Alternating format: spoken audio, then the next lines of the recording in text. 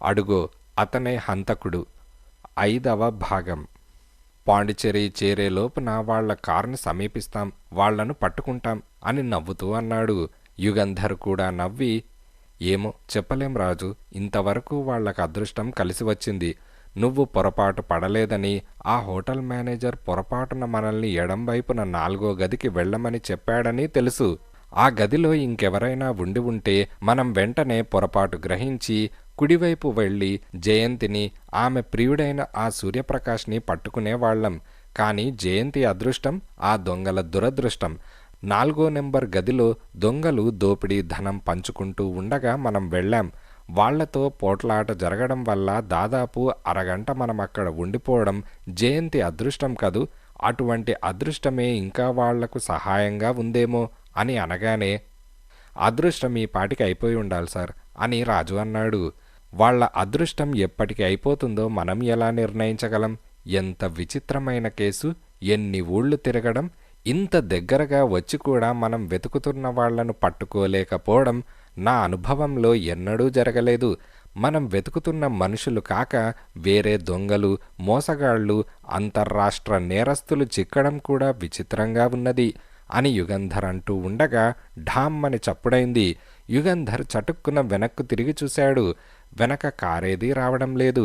రాజు చేతిలో steering wheel కదిలిపోయి కార్ని ఓ పక్కకు లాగేస్తోంది. అతి కష్టం మీద బ్రేక్ నొక్కి కార్ రోడ్డు పక్కనున్న చెట్టుకు కొట్టుకోకుండా రాజు కారాపాడు. టైర్ బర్స్ట్ అయింది సార్ అని రాజు నవ్వుతూ అన్నాడు. యుగంధర్ కార్ దిగి వెనక చక్రం పరీక్ష చేసి, యు ఆర్ రైట్, బస్ట్ అయింది. చూసావా వాళ్ల అదృష్టం అని యుగంధర్ అనగానే, అదే నేను ఆలోచిస్తున్నాను. ఆ జయంతికి సూర్యప్రకాష్కి మంత్రాలు తెలుసునేమో అని రాజు వెనక చక్రం మార్చడానికి టూల్స్ తీసుకువచ్చాడు. 20 నిమిషాలు పట్టింది. హమ్మయ్య, వాళ్ల అదృష్టం సంగతి ఎలా ఉన్నా ఈ చక్రాలు మార్చడం చాలా శ్రమైన పని అని రాజు చేతులు దులుపుకొని సిగరెట్ వెలిగించాడు. నేను డ్రైవ్ చేస్తానులే, నువ్వు కాసేపు విశ్రాంతి తీసుకో అని యుగంధర్ అన్నాడు. 60 మైళ్లకు తక్కువ కాకుండా కారు నడిపాడు. మైలురాళ్లు వెనక్కు దొర్లిపోతున్నాయి. చెట్లు పక్కకు పరిగెత్తుతున్నాయి. ఇంకా ఆ కారు ఎక్కడా కనిపించదేం అని రాజు అన్నాడు. వాళ్ళు ఇంత వేగంగా వెళ్తున్నారేమో అని యుగంధర్ అనగానే, ఇంకోవైపు పక్క రోడ్లోకి వెళ్ళి ఎక్కడికైనా వెళ్లారేమో, పాండిచేరికి వెళ్లడం లేదేమో అని రాజు అనగానే యుగంధర్ నవ్వి, ఈ ప్రాంతాల్లో పెద్ద ఊరేదీ లేదు. మరీ చిన్న పల్లెలకు వెళ్ళి వాళ్ళెక్కడుంటారు? హోటళ్లలో దిగడం అలవాటైన మనుష్యులు కాస్త పెద్ద ఊళ్ళే వెళ్తారు అని అన్నాడు. బస్సులు ఎదురు వచ్చాయి, లారీలు పక్క నుంచి వెళ్ళాయి, ఎద్దుబళ్ళు అడ్డం వచ్చాయి. ఎదురొచ్చే కార్నో బస్సునో ఆపి అడిగితే తెలుస్తుందిగా సార్ అని రాజు సలహా అడిగాడు. అనవసరం, మరికొంత టైం వృధా అవుతుంది అని యుగంధర్ అన్నాడు. పాండిచేరి చేరుకునేటప్పటికీ అప్పుడే వీధి దీపాలు వెలిగాయి. మళ్ళీ హోటళ్లన్నీ వెతకాల్సిందే అని రాజు అన్నాడు. యుగంధర్ తల ఊపి, ఈ ఊళ్ళో చాలా హోటళ్లున్నాయి, కానీ పెద్దవి, అన్ని సౌకర్యాలు ఉండి వీలుగా ఉండేవి 4 హోటళ్లు. అక్కడ ప్రారంభిద్దాం దర్యాప్తు అని యుగంధర్ అన్నాడు. హోటల్ కోస్టల్కి వెళ్లారు. జయంతిని పోలిన మనిషి అక్కడికి రాలేదని తెలిసింది. తర్వాత హోటల్ హెలెన్కి వెళ్లారు. అక్కడా లేరు జయంతి, సూర్యప్రకాష్. తర్వాత హోటల్ పాండీకి వెళ్లారు. ఎస్ సార్, 1 గంట క్రితమే వచ్చారు మీరు చెప్పినటువంటి వాళ్ళు. రిజిస్టర్ చూస్తానుండండి. ఎస్, వెనక ఉన్న కాటేజ్లో దిగారు అని హోటల్ గుమాస్తా అన్నాడు. కాటేజ్ నెంబర్ అని యుగంధర్ అనగానే, 2 కాటేజ్లున్నాయి సార్, మొదటి కాటేజ్లో దిగారు అని అతనన్నాడు. థ్యాంక్ యూ అని ఇద్దరు కాటేజ్ల వైపు పరిగెత్తారు. హమ్మ, పూర్తయిందన్నమాట వేట, చివరకు చిక్కారు అంటూ యుగంధర్ కాటేజ్ తలుపు తట్టాడు. ఎవరు అని లోపల నుంచి అనగానే, రూమ్ సర్వీస్ అని యుగంధర్ అన్నాడు. ఇప్పుడు అవసరం లేదు అని ఒక స్త్రీ కంఠస్వరం వినిపించింది. మళ్ళీ తలుపు తట్టాడు. ఏం అవసరం లేదు అని అనగానే యుగంధర్ జవాబు చెప్పకుండా మళ్ళీ తలుపు తట్టాడు. అబ్బబ్బా, ఏమిటి గోల అంటూ తలుపు దగ్గరకు వచ్చి విసురుగా తలుపు తీసి, ఎన్నిసార్లు అంటూ మాట ఆపేసి యుగంధర్ని రాజుని తెల్లబోయి చూసి, మీరు అని హీనస్వరంతో అడిగింది. యుగంధర్ గుర్తుపట్టాడు. జయంతే, సందేహం లేదు. మిస్ జయంతి అని అనగానే, మీరెవరు అని కంగారుగా అరిచింది. నా పేరు యుగంధర్, ఇతను నా అసిస్టెంట్ రాజు, మేము డిటెక్టివ్లం అని అనగానే, డిటెక్టివ్లా అని జయంతి మొహం పాలిపోయింది. బెదురుతూ వెనక్కు చూసింది. సూర్యప్రకాష్ ఉన్నాడా అని యుగంధర్ అనగానే, సూర్యప్రకాశ ఎవరతను అని అన్నది. జయంతి, ఇలా అబద్ధం చెప్పి ప్రయోజనం లేదు.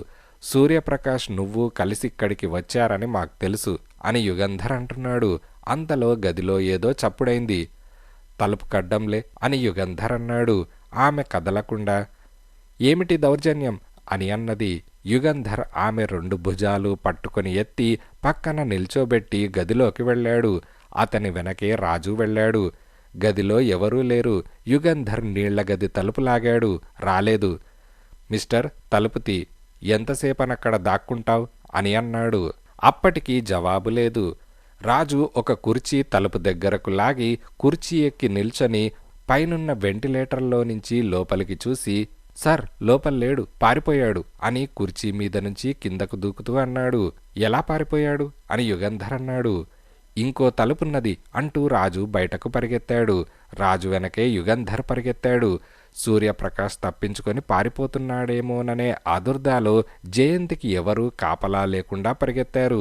పరిగెత్తుకుంటూ వెళ్లి గేటు దగ్గర ఉన్న ఒక ఫియట్ కారులో ఒకతను ఎక్కడం దూరాన్నుంచి చూసి రాజు ఇంకా త్వరగా పరిగెత్తాడు. కానీ రాజు అక్కడికి వెళ్లే లోపున ఆ ఫియట్ కార్ కదిలి వెళ్ళిపోతోంది. రాజు నిస్పృహతో వెనక్కు తిరిగి క్లైజర్ కార్ దగ్గరకు పరిగెత్తాడు. అప్పటికే యుగంధర్ కార్ స్టార్ట్ చేశాడు. కదులుతున్న క్లైజర్ తలుపు తెరుచుకుని యుగంధర్ పక్కన రాజు కూర్చున్నాడు. ముందు వెళ్తున్న ఫియట్ కార్ దృష్టిలో నుంచి తప్పించుకోకుండా యుగంధర్ అటే చూస్తూ గేట్లో నుంచి కార్ పోనిచ్చాడు.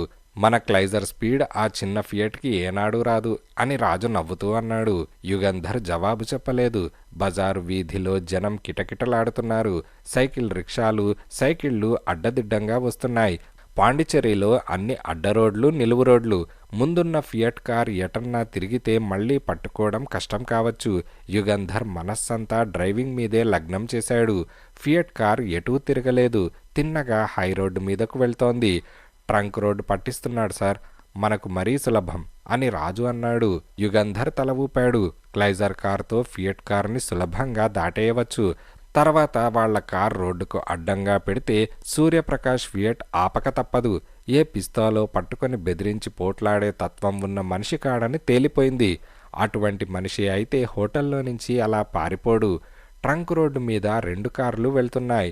ఫియట్ స్పీడ్ పెంచింది. యుగంధర్ తన కారు స్పీడ్ పెంచాడు. ఫియట్ దగ్గరైంది. ఇక పక్క నుంచి దాటి ముందుకు వెళ్ళాలి. హారన్ మోగిస్తూ పక్కకు తీసుకెళ్లాడు కార్ని. ఫియట్ పక్కకు జరిగి సైడ్ ఇవ్వలేదు. కావాలని సైడ్ ఇవ్వడం లేదు సార్ అని రాజు అనగానే యుగంధర్ తల ఊపాడు. కుడివైపుకు వెళ్ళి రాంగ్ సైడ్ నుంచి ఓవర్టేక్ చేయండి సార్ అని రాజు అనగానే, అటు మాత్రం సైడ్ ఇస్తాడా, ఎందుకు ఓవర్టేక్ చేయనిస్తాడు అని యుగంధర్ అన్నాడు. అయినా ప్రయత్నించాడు. ఫియట్ కార్ కుడివైపుకు జరిగింది. అటు నుంచి క్లైజర్ కార్ దాటి ముందుకు వెళ్ళడానికి వీలు లేకుండా రాజు పిస్తోల్ తీశాడు. టైర్ పేలుస్తాను సార్ అని అనగానే యుగంధర్ తల విదిలించాడు. చాలా ప్రమాదం, అతను చాలా వేగంగా వెళ్తున్నాడు. స్టీరింగ్ కంట్రోల్ తప్పి చాలా పెద్ద ప్రమాదం సంభవించవచ్చు. వద్దు, కాల్చవద్దు అని వారించాడు.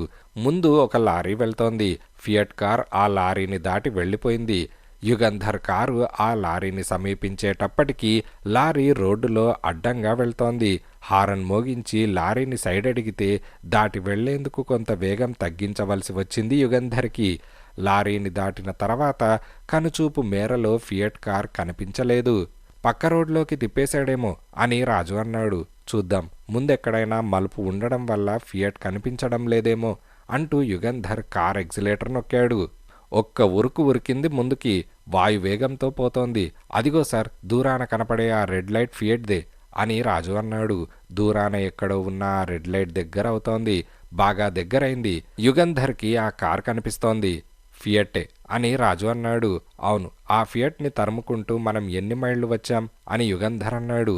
35 మైళ్ళు వచ్చాం పాండిచ్చేరి నుంచి అని అనగానే, మద్రాస్ చేరేలోగానైనా అతన్ని పట్టుకోగలమా అని యుగంధర్ నవ్వుతూ అన్నాడు. ఇంకో 10 మైళ్ళు పోతే రోడ్డు బాగా వెడల్పుగా ఉంటుంది. అప్పుడు సులభంగా ఓవర్టేక్ చేయవచ్చు సార్ అని రాజు అన్నాడు. బాగా దగ్గరవుతున్నారు. ఇంకో 5 నిమిషాల్లో ఓవర్టేక్ చేయవచ్చునని అనుకుంటూ ఉండగా ఏ లారీయో కారో అడ్డం వస్తుంది. మళ్ళీ ఫియట్ దూరమవుతుంది. చెంగల్పట్టు దాటేశాం సార్ అని రాజు నిస్పృహతో అన్నాడు. ఏం చేస్తాం, మద్రాసుకు వెళ్తే చిక్కిపోతాడు.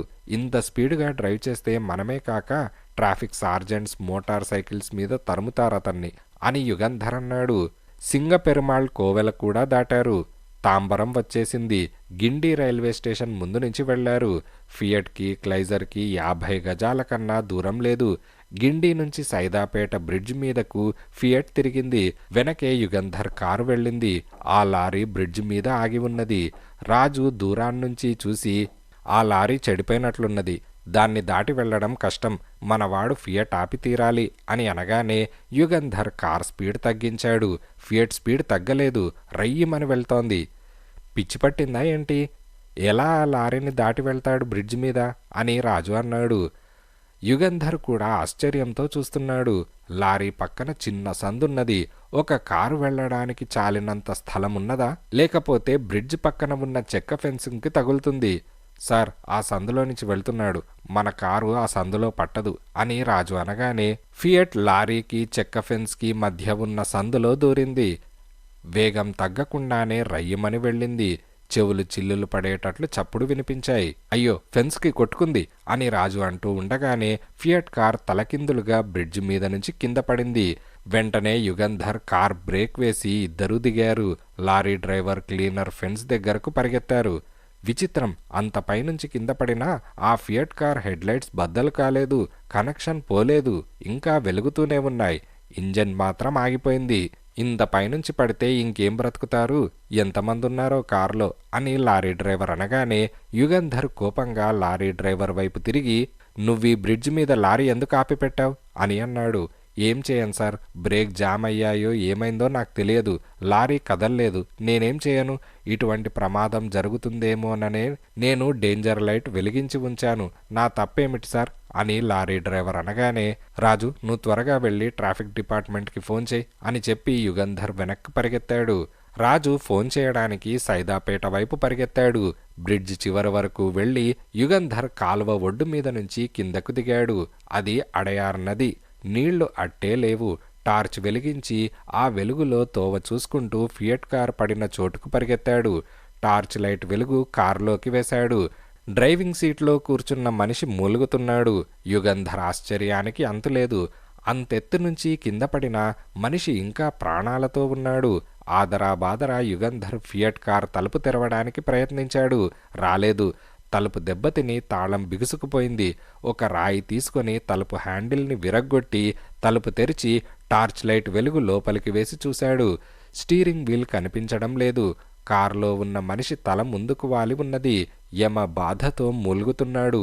క్షణమోపిక పట్టు అని యుగంధర్ అతన్ని అక్కడి నుంచి బయటకు తీయడానికి ప్రయత్నించాడు.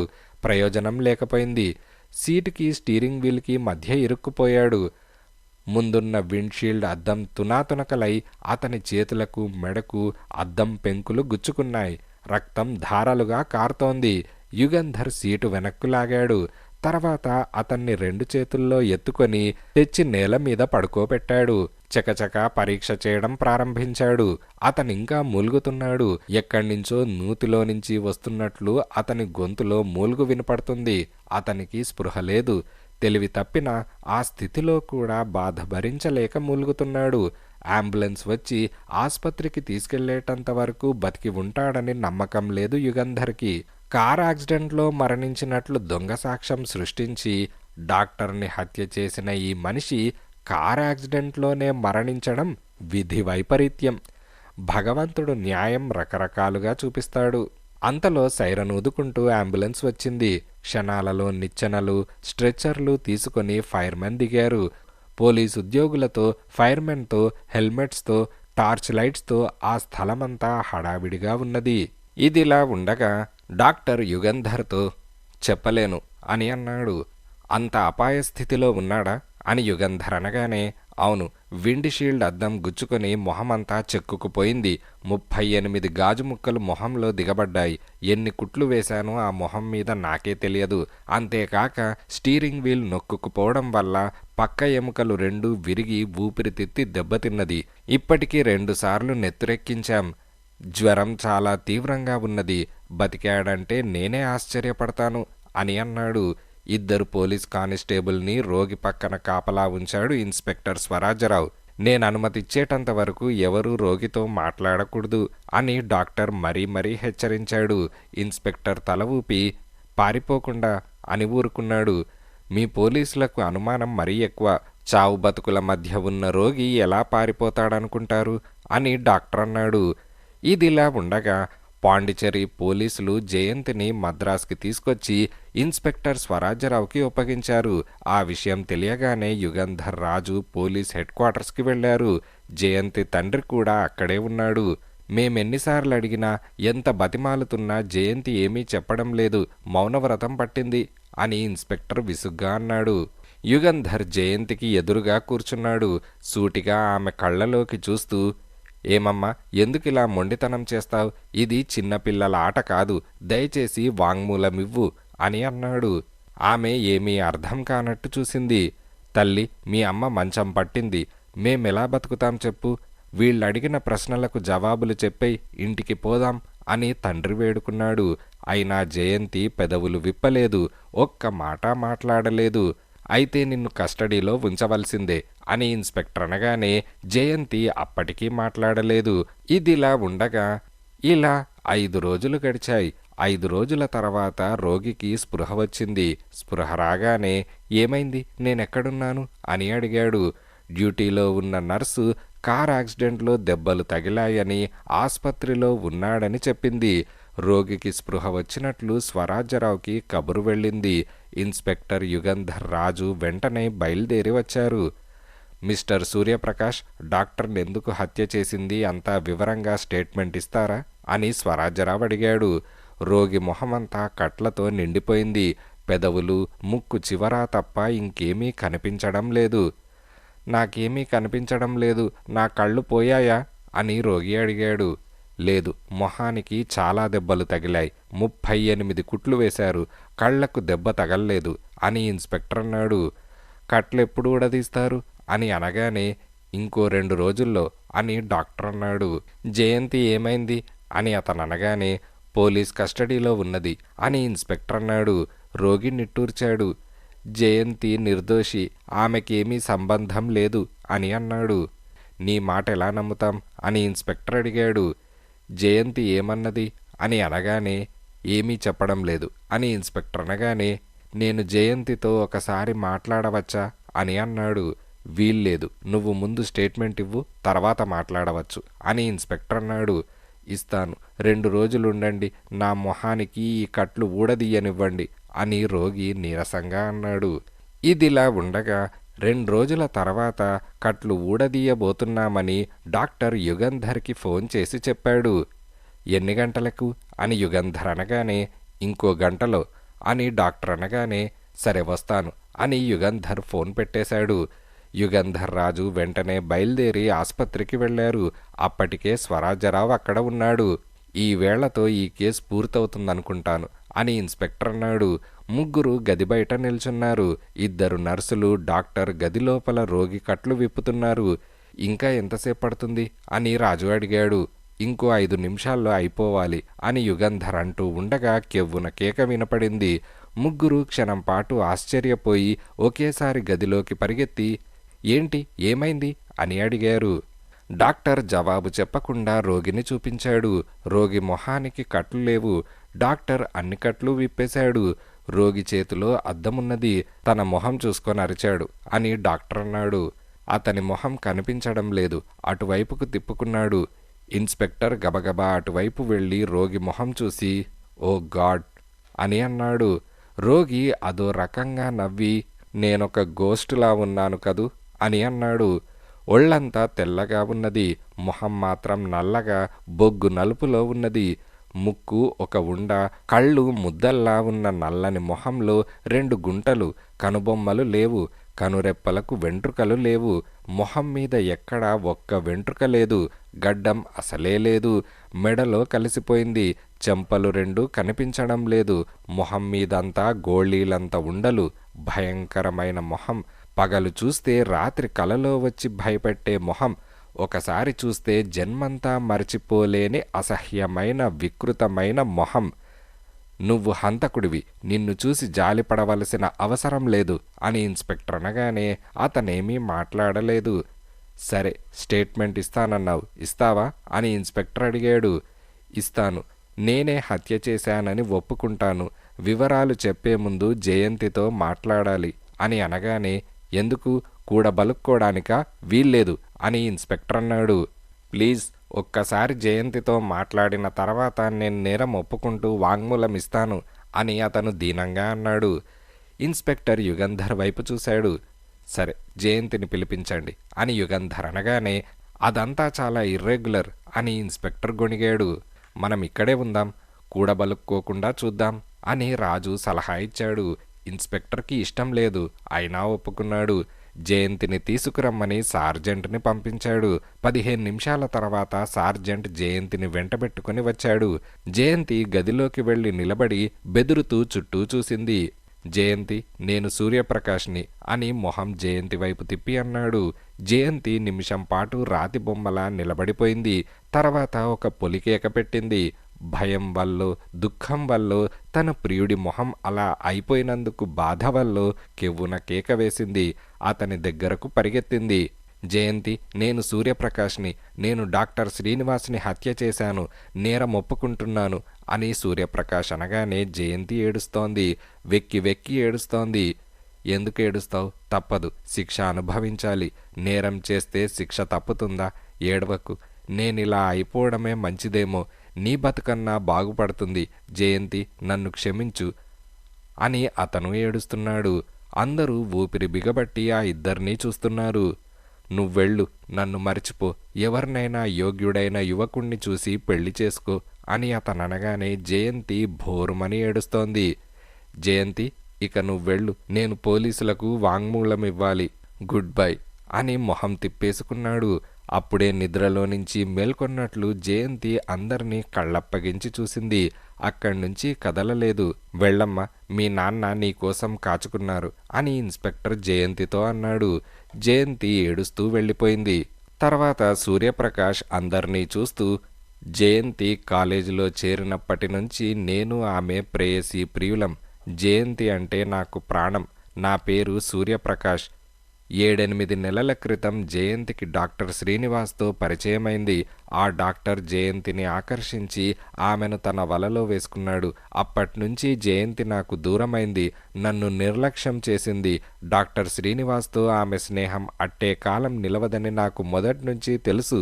త్వరలోనే జయంతికి డాక్టర్ మీద విసుగు, అసహ్యం కలిగాయి. మళ్ళీ మేమిద్దరం స్నేహితులమయ్యాం. డాక్టర్ అది భరించలేకపోయాడు. జయంతిని బెదిరించడం ప్రారంభించాడు.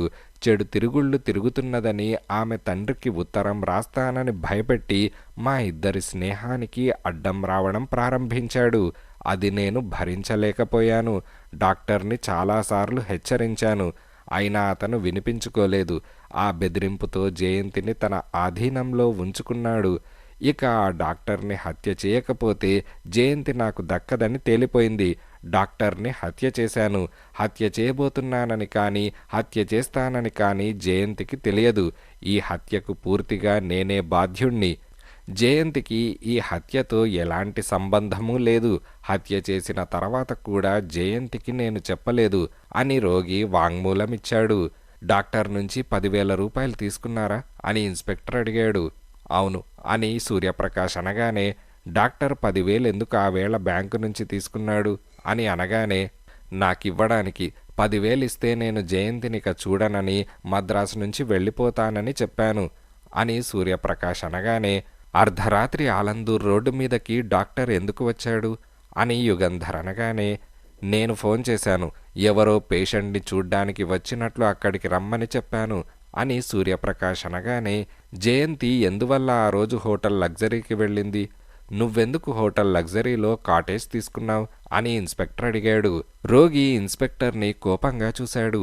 నేను హత్య చేశానని ఒప్పుకుంటున్నాను, ఇంకా నన్ను మీ ప్రశ్నలతో ఎందుకు వేధిస్తారు? ఆ రాత్రి హోటల్లో గడుపుదామని జయంతికి చెప్పాను, అందుకని ముందు కాటేజ్ బుక్ చేశాను. జయంతిని హోటల్కి రమ్మని చెప్పాను. జయంతి పొరపాటున నేను గది బుక్ చేయలేదేమో అనుకొని తనొక గది బుక్ చేసింది, అంతే అని అతనన్నాడు. యుగంధర్ రోగి దగ్గరకు వెళ్ళి, మీ దేవురు, మీ తండ్రి గారి పేరేమిటి అని అడిగాడు. చెప్పను, నా వల్ల నా తండ్రికి నా బంధువులకు అపకీర్తి కలగకూడదు, చచ్చినా చెప్పను. నేను హంతకుణ్ణి, డాక్టర్ శ్రీనివాస్ని హత్య చేసిన హంతకుణ్ణి, నన్నురితీయండి అని అరిచాడు. యుగంధర్ ఆలోచిస్తూ నిలబడ్డాడు. ఏంటి యుగంధర్, ఏమాలోచిస్తున్నారు అని ఇన్స్పెక్టర్ అడిగాడు. యుగంధర్ ఆ ప్రశ్నకి జవాబు చెప్పకుండా ఇతన్ని ఛార్జ్ చేస్తున్నారా అని అడిగాడు. అవును అని ఇన్స్పెక్టర్ అనగానే, అయితే ఒకసారి డాక్టర్ గారి భార్య పార్వతిని పిలిపించి ఇతను ఎన్నడైనా తన భర్తతో మాట్లాడగా చూసిందేమో అడిగితే అని యుగంధర్ అనగానే, ఎందుకు అని ఇన్స్పెక్టర్ అడిగాడు. తర్వాత చెబుతాను, పిలిపించండి అని యుగంధర్ అనగానే ఇన్స్పెక్టర్ సార్జెంట్ని పంపాడు. ఆవిడెందుకు, వద్దు అని రోగి అన్నాడు. ఎవరూ అతని మాట వినిపించుకోలేదు. అరగంటైన తర్వాత పార్వతి రోగి ఉన్న గదిలోకి వచ్చింది. చూడండమ్మా, ఈయన తన పేరు సూర్యప్రకాష్ అని చెబుతున్నాడు. మీ భర్తని తనే హత్య చేశానని అంటున్నాడు. ఈయన్ని మీరు ఇదివరకెన్నడైనా చూశారేమో చెప్పండి అని యుగంధర్ అనగానే, పార్వతి మంచం మీద ఉన్న రోగిని 5 నిమిషాలు పరీక్షగా చూసి, లేదనుకుంటాను, ఎన్నడూ చూడలేదు, కానీ ఎప్పుడో ఎక్కడో చూసినట్లున్నాయి ఆ కళ్ళు అని అన్నది. రోగి నిట్టూర్చాడు. ఇదిలా ఉండగా ఇన్స్పెక్టర్ స్వరాజ్యరావు యుగంధర్తో, ఇవి వాళ్ళు వెల్లూరు హోటల్లో వదిలేసిన సామాన్లు, ఇవి పాండిచేరిలో వదిలేసినవి అని చెప్పాడు. థ్యాంక్స్, చాలా త్వరగా తెప్పించారే అని యుగంధర్ అనగానే, అవును, మీరు తెప్పించమన్నారుగా, ట్రంక్ కాల్ చేసి తెప్పించాను. ఇవెందుకు అని ఇన్స్పెక్టర్ అడిగాడు. యుగంధర్ 3 వస్తువులని చూశాడు. ఒక తోలు పెట్టె, ఓ హోల్డల్, ఓ పేము బుట్ట. హోల్డల్లో పరుపు, దిళ్ళు, దుప్పట్లు, తువ్వాళ్ళు తప్ప ఇంకేమీ లేవు. బుట్టలో షేవింగ్ సెట్, చీరలు, జాకెట్లు ఉన్నాయి. తోలు పెట్టెలో కూడా చీరలు, జాకెట్లు కాక ప్యాంట్లు, కోట్లు, షర్ట్లు ఉన్నాయి. పెట్టె మూతకి చిన్న సంచి ఉన్నది. ఆ సంచిలో చెయ్యి పెట్టి యుగంధర్ చూశాడు. ఓ ఫోటో ఉన్నది. అది డాక్టర్ శ్రీనివాస్ 3 పిల్లల ఫోటో. యుగంధర్ జేబులో నుంచి ఓ ఫోటో ఫ్రేమ్ తీసి ఆ ఫోటో ఫ్రేమ్లో ఆ ఫోటో పెట్టి చూశాడు. సరిగ్గా సరిపోయింది. ఏంటి యుగంధర్ అది అని ఇన్స్పెక్టర్ అరిచాడు. యుగంధర్ చెప్పాడు, ఈ సూర్యప్రకాష్కి డాక్టర్ పిల్లల ఫోటో ఎందుకు అవసరమైంది అని ఇన్స్పెక్టర్ అడిగాడు. యుగంధర్ జవాబు చెప్పలేదు. అక్కడి నుంచి బయలుదేరి రాజుతో సహా డాక్టర్ క్లినిక్కి వెళ్ళాడు. మారుతాళం చెవులతో బల్ల సొరుగులు తెరిచాడు. సొరుగులో కాగితాలు కాక మందు సీసాలు, ఇంజెక్షన్ సిరంజ్ పెట్టుకునే డబ్బా ఉన్నాయి. ఎస్, దీనిమీద దొరకవచ్చు, ప్రయత్నించి చూడు అని రాజుతో యుగంధర్ అన్నాడు. రాజు పౌడర్ తీసి ఆ డబ్బా మీద చల్లి ఫోటోలు తీశాడు. అక్కడి నుంచి ఆస్పత్రికి వెళ్లారు. డాక్టర్తో 5 నిమిషాలు మాట్లాడాడు యుగంధర్. డాక్టర్ తల ఊపి నర్సుని పిలిచి ఏదో చెప్పి పంపించాడు. 5 నిమిషాల తర్వాత నర్సు ఒక గ్లాస్ అడుగున పట్టుకొని తీసుకొచ్చి డాక్టర్ బల్ల మీద పెట్టింది. రాజు ఆ గ్లాస్ మీద పౌడర్ చల్లి ఫోటోలు తీశాడు. ఇదిలా ఉండగా యుగంధర్ రాజు కన్సల్టింగ్ రూంలోకి వెళ్ళిపోయారు. రాజు ల్యాబ్లోకి వెళ్ళి గంట తర్వాత 2 ఫోటోలు యుగంధర్ ముందు పెట్టాడు. భూతద్దం తీసి యుగంధర్ అరగంట సేపు ఆ ఫోటోలను పరీక్షగా చూసి నిట్టూర్చి, పాపం అని అన్నాడు. ఆస్పత్రి గది తలుపుకు చెరొక వైపున చెరొక కానిస్టేబుల్ నిల్చొని ఉన్నారు. యుగంధర్ని చూడగానే ఇద్దరూ సెల్యూట్ చేశారు. రోగి ఏం చేస్తున్నాడు అని యుగంధర్ అడిగాడు. ఖైదీ మంచం మీద కూర్చొని ఉన్నాడు సార్ అని ఓ కానిస్టేబుల్ చెప్పాడు. యుగంధర్ లోపలికి వెళ్ళాడు. రోగి యుగంధర్ని చూసి మొహం తిప్పేసుకున్నాడు. యుగంధర్ బాగా దగ్గరకు వెళ్ళి ఎదురుగా నిల్చొని నిమిషం పాటు రోగి కళ్ళలోకి చూసి, డాక్టర్ శ్రీనివాస్, ఏమిటిది అని అన్నాడు. రోగి ఒక్కసారిగా ఉలిక్కిపడ్డాడు.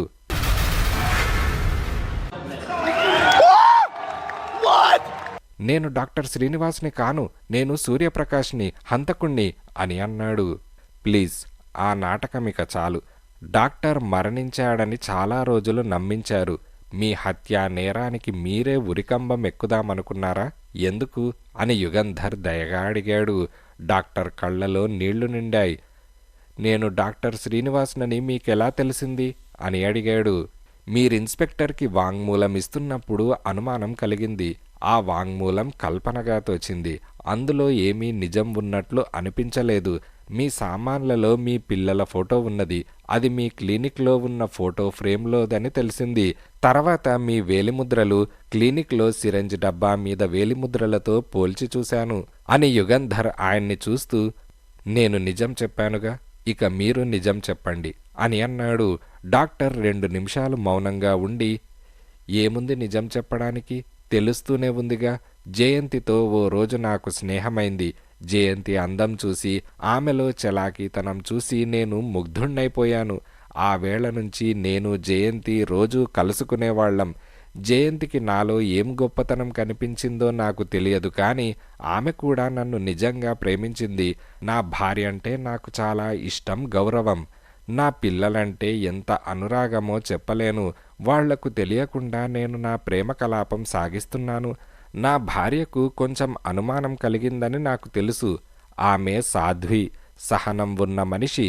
నన్నొక్క మాట అనలేదు. ఆమెకు అపచారం చేస్తున్నాననే చింత ఒక పక్క, జయంతిని విడవలేని, విడిచి ఉండలేని ప్రేమ ఇంకొక వైపు. ఆ క్షోభలో సతమతమవుతూ ఉండగా జయంతి నన్ను మరింత క్లిష్ట పరిస్థితిలో పెట్టింది.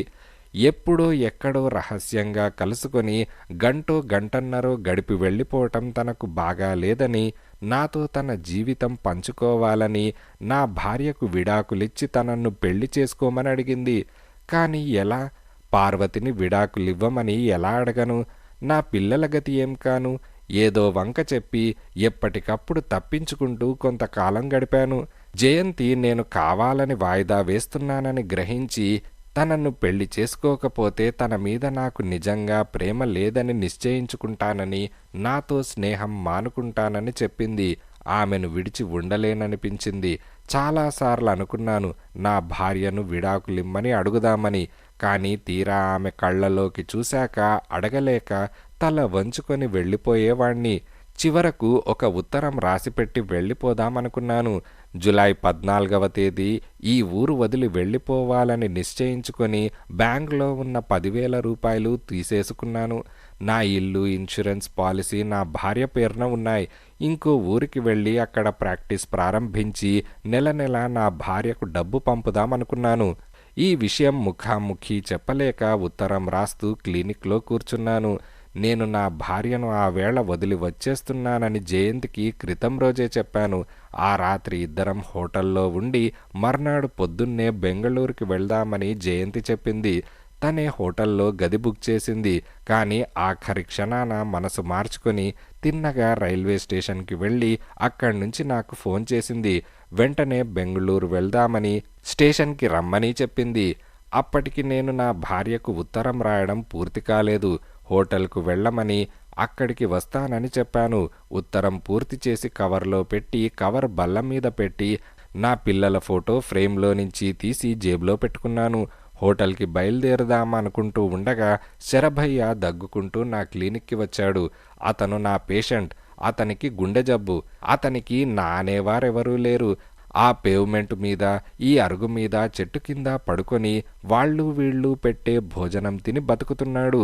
ఒకప్పుడు స్కూల్లో నా క్లాస్మేట్, నా వయస్సే. చాలా ఏళ్లగా అతనికి ఉచితంగా వైద్యం చేస్తున్నాను. నా ఖర్చుతోనే మందులిస్తున్నాను. ఆ రాత్రి అంటే జులై 14వ తేదీ రాత్రి చాలా గుండె నొప్పితో నా క్లినిక్లోకి వచ్చాడు. బల్ల మీద పడుకోబెట్టాను. నేను పరీక్ష చేసే లోపునే ప్రాణం విడిచాడు. అతను దాదాపు నా అంత పొడుగుండేవాడు. అప్పుడు తట్టింది. నేను మరణించినట్లు సాక్ష్యం సృష్టించి మాయమైతే జయంతితో ఉండవచ్చునని, నేను తనన్ని పిల్లల్ని వదిలి వెళ్ళి ద్రోహం చేశానని నా భార్య అనుకోదని. ఆ ఆలోచన స్ఫురించగానే నా చేతి గడియారం, నా ఉంగరం తీసి అతనికి పెట్టి అతని శవాన్ని కారులో ఎక్కించుకొని తీసుకెళ్ళి కార్ రోడ్డు పక్కనున్న పల్లంలోకి తోసేసి నిప్పంటించి కాలినడకన గిండి చేరుకొని అక్కడి నుంచి సెంట్రల్ దగ్గర ఓ హోటల్కి వెళ్ళాను. మర్నాడు నేను జయంతి కలిసి బెంగళూరు వెళ్ళాం. నా పేరున ఉన్న రిజర్వేషన్ క్యాన్సిల్ చేయించి అదే బర్త్ నేను ఇంకొక పేరున తీసుకున్నాను. ఆ తర్వాత ఊళ్ళూళ్ళు తిరిగాం. పోలీసులు నేను హత్య చేయబడ్డాననుకొని హంతకుడి కోసం వెతకడం, ఇదంతా నేను పత్రికల్లో చదివాను. జయంతికి తెలిసింది. కానీ ఏం చేస్తుంది, నాతో పాటు తిరిగింది. చివరికి నా గతి ఇలా అయింది అని డాక్టర్ శ్రీనివాస్ ఏడ్చాడు. అయితే జులై 14వ తేదీ రాత్రి 3 గంటలకు హోటల్ లగ్జరీకి వెళ్ళింది మీరు కాదన్నమాట అని యుగంధర్ అన్నాడు. నేను కాదు అని శ్రీనివాస్ అన్నాడు. ఇద్దరూ 5 నిమిషాలు మాట్లాడలేదు. తర్వాత శ్రీనివాస్ కళ్ళు తుడుచుకొని, యుగంధర్ గారు, నేను డాక్టర్ శ్రీనివాస్ అని మీకు జయంతికి తప్ప ఇంకెవరికీ తెలియదు. ఎటువంటి పరిస్థితుల్లోనూ నేను డాక్టర్ శ్రీనివాస్నని చెప్పవద్దని జయంతి నుంచి బెంగళూరులోనే వాగ్దానం తీసుకున్నాను. మిమ్మల్ని కూడా వేడుకుంటున్నాను. మీరెంతో దయగలవారని విన్నాను. నేనెవరో నా భార్యకి పిల్లలకు తెలియకుండా నన్ను ఉరికంబం ఎక్కనివ్వండి. నాకు బతకాలని లేదు. ఈ వికృతమైన మొహంతో నేను బతికినా ఎవరికి కావాలి? జయంతి దడుచుకున్నది. నా పిల్లలు కూడా దడుచుకుంటారు. నా భార్య అసహ్యించుకుంటుంది. నన్ను చూస్తే నాకే రోతగా ఉన్నది. దయచేసి ఈ రహస్యం దాచండి యుగంధర్ గారు. డాక్టర్ శ్రీనివాస్ హత్య చేయబడ్డాడనే అందరూ అనుకోనివ్వండి. ముఖ్యంగా నా పిల్లలకు తమ తండ్రి తమను వదిలి ఇంకొక ఆడదానితో వెళ్ళిపోయిన బలహీనుడు, నీతి రహితుడు అని తెలియనివ్వకండి యుగంధర్ గారు అని డాక్టర్ శ్రీనివాస్ బోర్న ఏడుస్తున్నాడు. యుగంధర్ డాక్టర్ని తీక్షణంగా చూశాడు. డాక్టర్, మొదట్నుంచి మీరు చాలా పిరికితనం ప్రదర్శించారు. మీ భార్య సాధ్వి, గుణవంతురాలు అని తెలిసి కూడా ఆమెకు మీరు అపచారం చేశారు. పోనీ అలా ఇంకో స్త్రీ చేత ఆకర్షించబడి ఆ బలహీనత జయించలేనప్పుడు ధైర్యంగా మీ భార్యకు ఆ విషయం చెబితే ఆమె విడాకులివ్వడానికి అంగీకరించేదో, లేక జయంతిని మీరు రెండో వివాహం చేసుకోవడానికి అంగీకరించేదో. మన దేశంలో స్త్రీలకు చట్టాలు, సంఘము ఎన్ని హామీలు ఇచ్చినా హైందవ స్త్రీ వాటన్నిటినీ భర్త సౌఖ్యం, ఆనందం కోసం చిరునవ్వుతో వదులుకుంటుంది. అది మన స్త్రీజాతి తత్వం.